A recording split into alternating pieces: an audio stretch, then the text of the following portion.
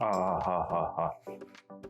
우리 견우가 집을 찾던 중에 너무 마음에 드는 집을 발견을 해서 바로 집주인과 임대차 계약을 체결하고 계약금을 지급을 했습니다. 근데 갑자기 집주인에게 연락이 왔습니다. 집주인의 전화를 받아보니까 집주인이 임대차 계약을 체결한 집을 다른 사람에게 매매할 예정이라고, 다른 사람에게 파는 거죠. 이 말을 들은 견우는 멘붕에 빠지게 됩니다. 내가 분명히 임대차 계약을 체결했는데 그 집을 딴 사람한테 팔면은 그 집에 대한 잔금을 누구한테 줘야 되면, 이렇게 여러 가지 때문에 멘붕에 빠지게 되죠. 그래서 임대차 계약을 체결한 집의 현 집주인과 새 집주인 누구에게 잔금을 지급해야 되는지와 누구와 임대차 계약을 다시 체결해야지 대항력에 문제가 없는지 애매합니다. 그래서 멘붕이 온 우리 견우는 주변 지인에게 막 물어보죠. 막 물어봤더니 어떤 사람은 야, 그거 현 집주인, 그러니까 집을 팔려고 하는 매도인에게 잔금을 지어야 된다. 또 어떤 사람은 야, 그거 새 집주인, 그러니까 매매로 집을 사려고 하는 매수인에게 잔금을 지급해야 된다. 이렇게 각각 말이 다른 거예요. 여러분들 생각엔 좀 어떠신가요? 1번은 집을 파는 매도인과 2번은 집을 사는 매수인, 과연 이 둘 중에 어떤 사람에게 잔금을 지급해야 될 것 같으신가요? 오늘 같이 한번 알아보도록 하겠습니다.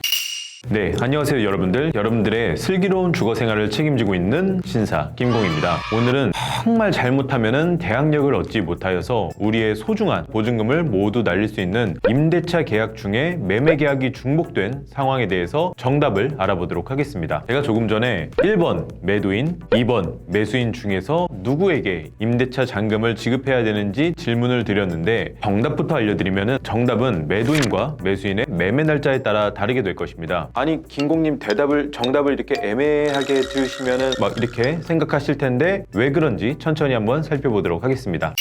제가 이야기했던 날짜라는 답변에서 가장 핵심되는 내용은 그 날짜가 아니고 대항력에 대한 부분입니다. 대항력이라는 갑자기 어려운 말이 나와서 머리가 아프고 손발이 떨리고 눈이 따끔거리고 이렇게 하시는 분들도 있으실 텐데, 조금만 참고 계속 들어보도록 하겠습니다. 임대차 계약은 채권이어서 특정인에게만 자신의 권리를 주장할 수 있습니다. 또 여기서 채권과 물권, 이렇게 어려운 이야기가 나오니까 머리 아프신 분들도 있을 텐데, 쉽게 설명드리면은 채권은 임대차 계약에서 임차인은 계약한 계약의 당사자, 그러니까 임대인이죠. 임대인에게만 자신의 권리를 주장할 수 있으나, 주택임대차보호법에서 일정한 요건을 갖춘 임차인에게 대항력을 갖게 해줌으로써 계약을 체결한 당사자, 그러니까 임대인 말고 다른 제3자에게도 자신의 권리를 주장할 수 있게끔 했기 때문입니다. 그래서 임대차 계약을 체결했던 현 집주인이 다른 사람에게 집을 팔아도 새 집주인, 매수인이죠. 매수인에게도 종전과 같은 임대차 계약의 효력을 주장할 수 있게 됩니다. 대항력에 대해서는 굉장히 중요한 내용이기 때문에 제가 추후에 좀 더 자세하게 그리고 쉽게 한번 설명해 보도록 하겠습니다.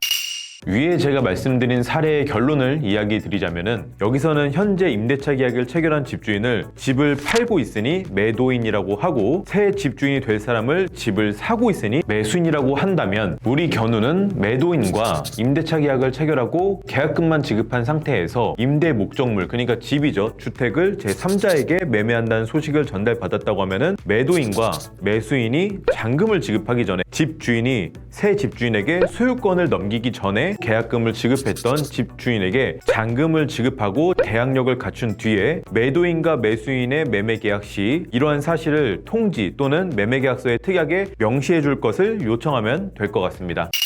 위에서 살펴본 것과 같이 매매 계약의 잔금일보다 임대차 계약의 잔금일이 빠르다고 하면은 문제가 없는데, 임대차 계약의 잔금과 매매 계약의 잔금이 같은 날 이루어진다고 하면은 어떻게 해야 될까요? 위 사례 같은 경우에는 우리 견우가 임대차 계약을 체결하고 계약금을 지급할 때 집주인은 A지만 잔금을 지급할 때 집주인은 B가 되는 거죠. 여기서 관건은 대항력의 효력의 발생 시점입니다. 주택의 인도와 전입신고를 마쳤다고 하면은 대항력의 성립 요건을 모두 갖췄다고 할 수 있습니다. 문제는 그 성립 요건을 모두 갖췄다고 해도 대항력의 효력이 다음날 0시부터 발생하는 것이 문제입니다. 예를 들어 이야기해 보도록 하겠습니다. 우리 견우는 주택의 인도와 전입신고, 즉 대항력의 요건을 2022년 1월 4일에 마쳤다고 하면은 대항력은 이 길인 1월 5일 0시부터 효력이 발생하게 됩니다. 근데 매도인과 매수인이 1월 4일 같은 날에 매매 계약을 완료했다고 하면은 소유권은 당일날 넘어가기 때문에 우리 견우는 1월 4일에는 대항력이 없고,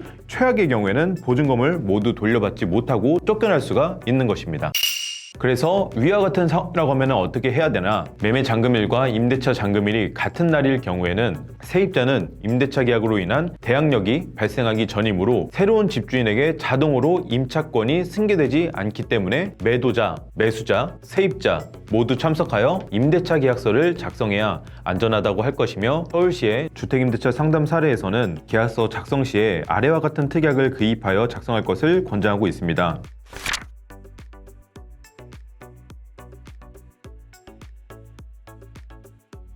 위 같은 내용을 매도자, 현 집주인과 임대차 계약을 체결 시 특약란에 입력한 후에 집을 사는 매수인과 임대차 계약서를 다시 작성하고 확정일자를 받아주는 것을 권장하고 있습니다. 네, 오늘은 평소에 충분히 일어날 수 있는 일이나 정확하게는 알고 있지 못한 임대차 계약을 체결하고 계약금만 지급한 주택에 매매 계약이 동시에 일어날 경우에 대해서 알아봤습니다. 오늘 영상이 여러분들에게 도움되셨다면 구독과 좋아요 부탁드리며, 오늘도 여러분들의 슬기로운 주거생활을 책임지고 있는 신사 김공이었습니다. 감사합니다.